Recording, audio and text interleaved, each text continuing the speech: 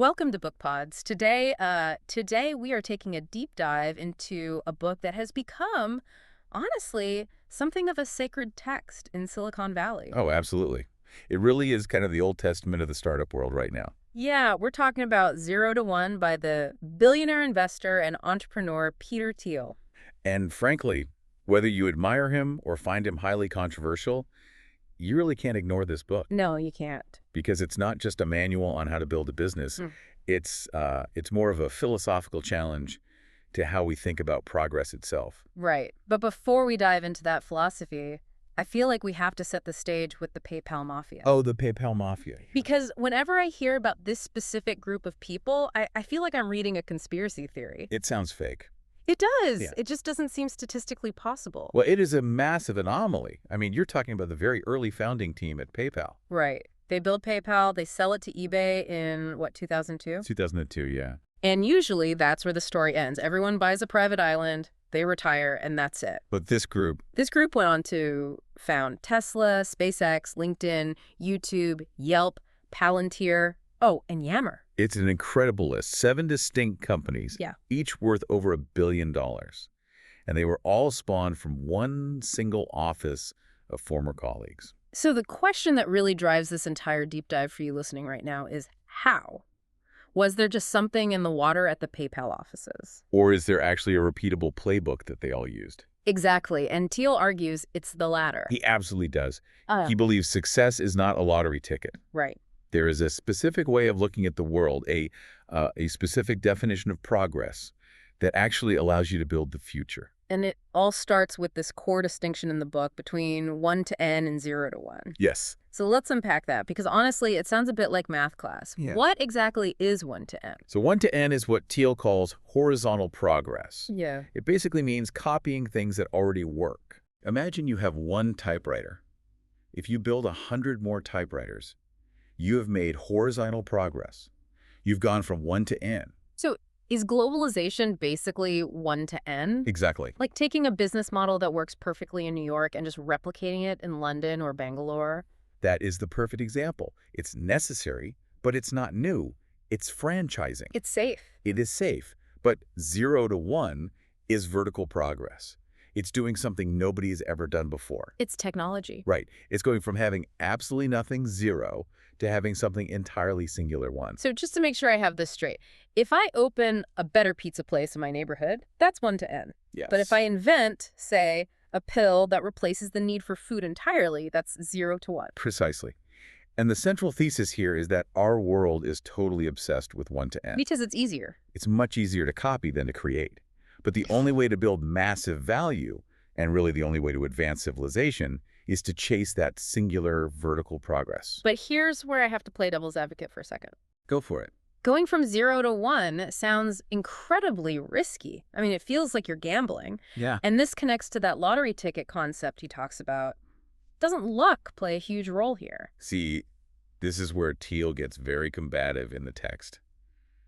He absolutely hates the word luck. Which is funny, right? Because you hear successful people say it all the time. All the time. They say, oh, I was just in the right place at the right time. It's almost a humble brag. Yeah, Thiel calls that indefinite optimism. Indefinite optimism. Right. It's this pervasive view in modern society that the future will inevitably get better, but we don't really know exactly how. So we should make specific plans. Exactly. Yeah. We end up treating our lives like lottery tickets.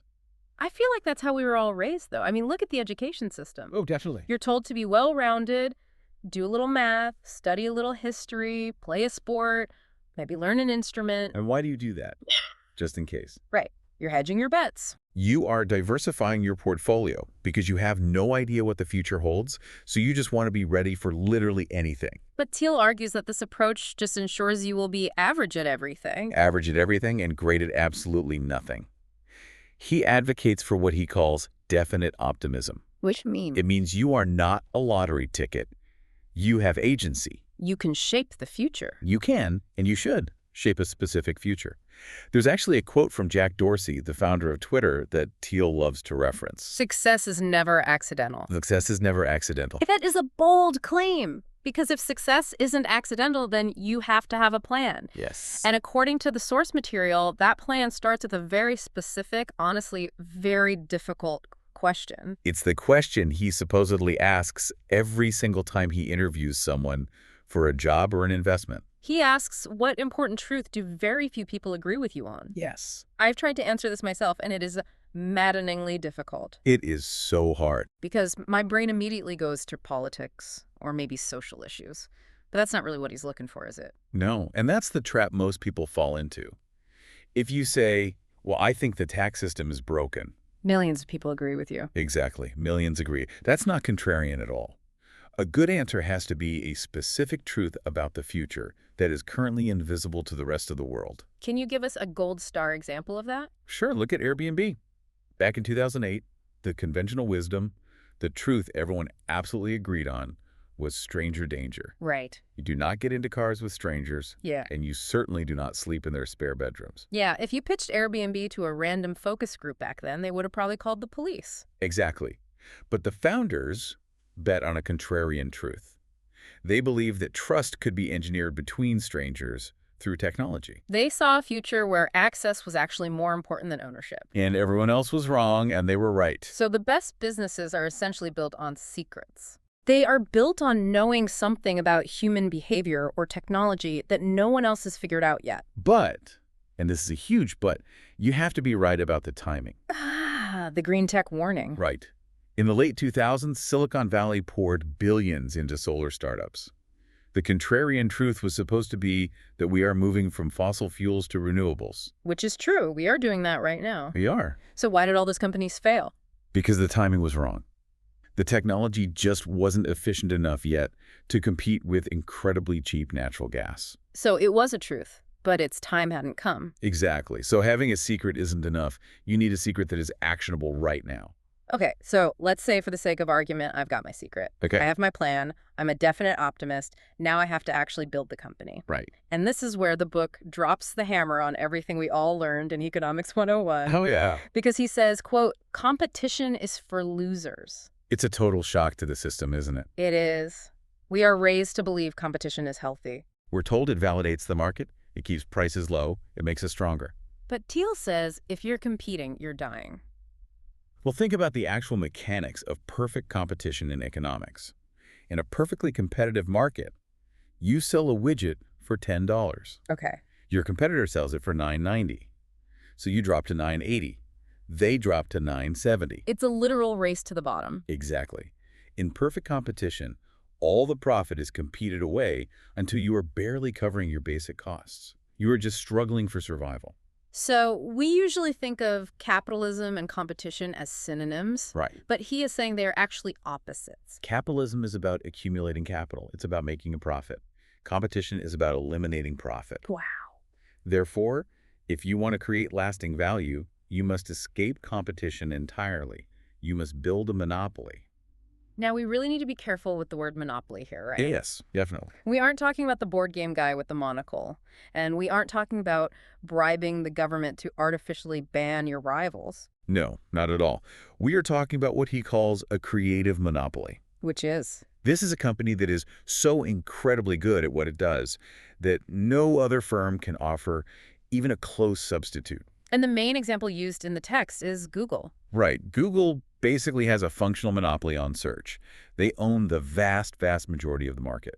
And because they don't have to fight tooth and nail for every single customer like, say, a local restaurant does, they have massive profit margins. And what do they do with those profits? This is the real so what for the listener. They innovate. Yes. Mm-hmm. Because Google has monopoly profits, they can afford to invest in moonshots. Things like self-driving cars, mapping the ocean, extending human life. Whereas a highly competitive company like a generic airline is operating on razor-thin margins. Exactly. They can't think about the future because they are too busy just trying to pay this month's fuel bill. So his argument is that monopolies are actually good for society. Because they're the only ones with the financial slack to invent the future. If you want progress, you want monopolies. Okay, I'm sold on the concept. I don't want to compete. I want to own the market. Right. But how do I actually do that? That is the million-dollar question. Because if I start a company today, I'm small, I'm vulnerable. How do I become a monopoly without getting instantly crushed by the giants? This brings us to the actual mechanics. And the first rule is extremely counterintuitive. Start small. Start very small.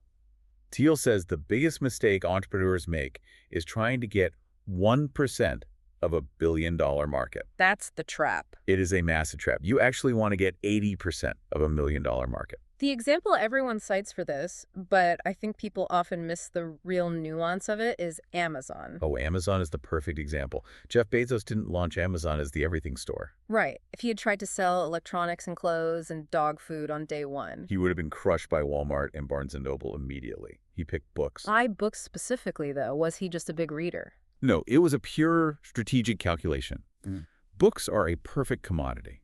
A copy of Moby Dick in New York is absolutely identical to a copy in Seattle. That makes sense. They are easy to ship, they don't break, and there are millions of titles, far more than any physical Barnes & Noble could ever stock on their shelves. So he essentially used the internet to offer a selection that no physical store could possibly match. Right. He dominated that one specific niche completely. He became the monopoly of online books, and only after he truly owned that market did he expand to CDs, then DVDs, then everything else. It's basically like a military campaign. You capture a beachhead, you secure it, and then you use it to launch the invasion of the mainland. That is exactly the analogy.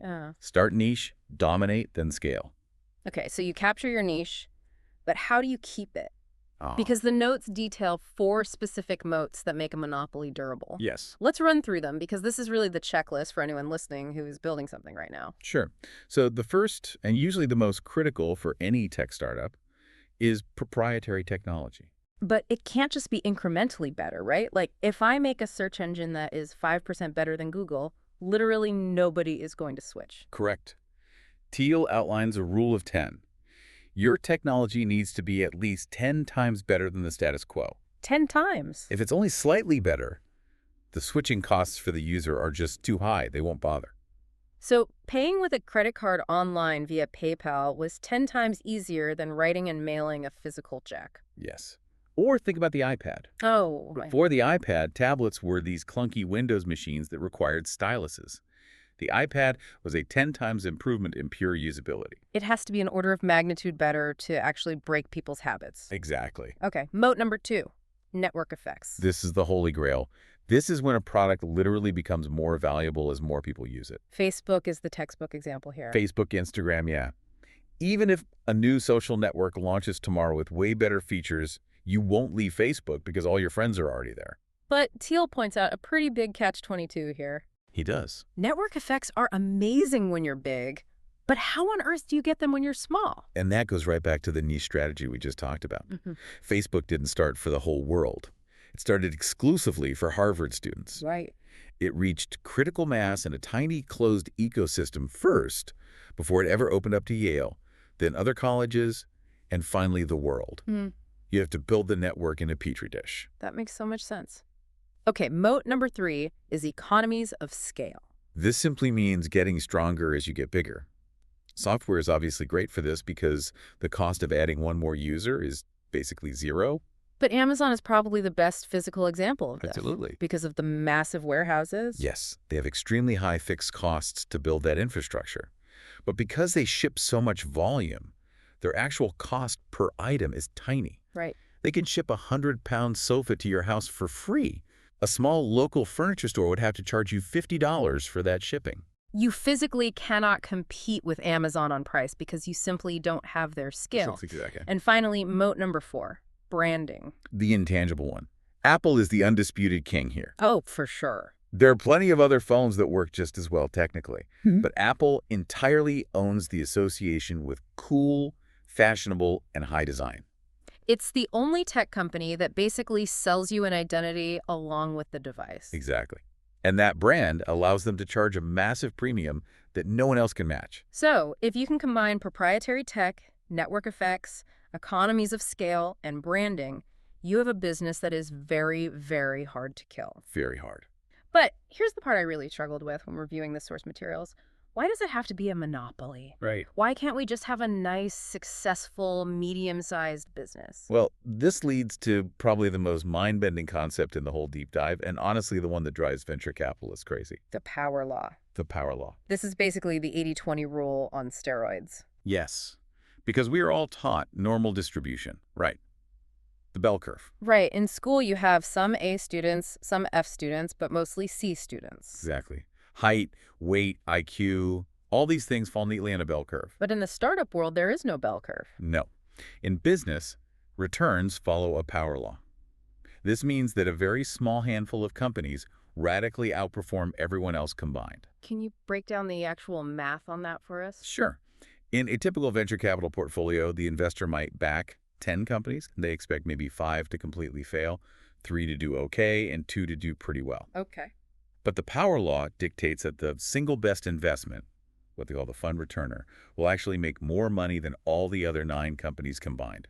So if you invested in Facebook early on, it literally doesn't matter if your other 9 investments went to zero. Not at all. Facebook paid for everything 1,000 times over. And this implies that the whole diversification strategy we learn in finance, don't put all your eggs in one basket. Is actually dead wrong for startups. That is terrifying advice for a regular person listening to this. Don't diversify. It is scary. But his argument is that if you diversify, you are fundamentally betting on the average. And we don't want average. Right. If you want to change the world and make billions doing it, you have to find the one company that falls on the extreme end of the power law. Because the difference between the number 1 company and the number 2 company isn't just small. It's exponential. Yeah, the number 1 search engine makes billions. The number 3 search engine, I can't even name the number 3 search engine right now. Exactly. You want to be Googled. You don't want to be Ask Jeeves. Before we wrap up, there is one final warning in the notes that I think is really important for the modern listener to hear. Okay. It's about a word that Silicon Valley is completely obsessed with. Disruption. Oh, Thiel deeply hates the word disruption. Which is ironic, right? Because isn't that exactly what we've been talking about this whole time? Yeah. Shaking things up? He argues that disruption is fundamentally a competitive mindset. It implies you are picking a fight. You are defining yourself by the old thing you are actively trying to destroy. Like Napster versus the record labels. Napster is the perfect cautionary tale here. They explicitly tried to disrupt the music industry. They poked the bear. And the record companies sued them into absolute oblivion. Exactly. So what's the alternative then? Don't disrupt. Create. Look at PayPal. They didn't try to destroy Visa or MasterCard. They helped people transact online where credit cards were failing. They expanded the market instead of fighting over it. Right. The goal shouldn't be to defeat the old companies. It should be to create something so totally new that the old competition just becomes irrelevant. I really like that distinction. Don't fight for the existing pie. Just bake a whole new pie. Exactly. Be so good they can't ignore you, but don't define yourself by them. Okay, let's bring this all home. We've covered a lot of ground today. What is the core mission for you, the listener, right now? Well, we started with the mindset. You are not a lottery ticket. You need to take agency over your own future. And that requires finding a contrarian truth, a secret that others are just missing. Then the strategy. Avoid competition because it destroys value. You want to build a monopoly. And you do that by starting in a tiny niche, dominating it completely like Bezos did with books, and then scaling out. And you protect that monopoly with those 4 specific moats. 10 times technology, network effects, scale, and brand. It really is a comprehensive philosophy. It's not just about business. It's about how to avoid being just another cog in a machine. It's about creating singular value. We can't predict the future perfectly, but we certainly aren't helpless. No. We have the ability to imagine something completely new and actually bring it into existence. And that leads perfectly to a final provocative thought for everyone listening today. It does. I really want you to look at your own career right now or your own business. Are you competing to be just slightly better than the person next to you? Are you fighting for a tiny slice of the exact same pie? Because that is 1 to N? Or are you building a monopoly of one? Are you developing a set of skills or a project that is so unique that literally no one else can offer a substitute? Because if you are competing, you are just struggling for survival. But if you're creating, you're building the future. That is a lot to think about. Thanks for taking this deep dive into the source material with us. Pleasure as always. We'll catch you next time.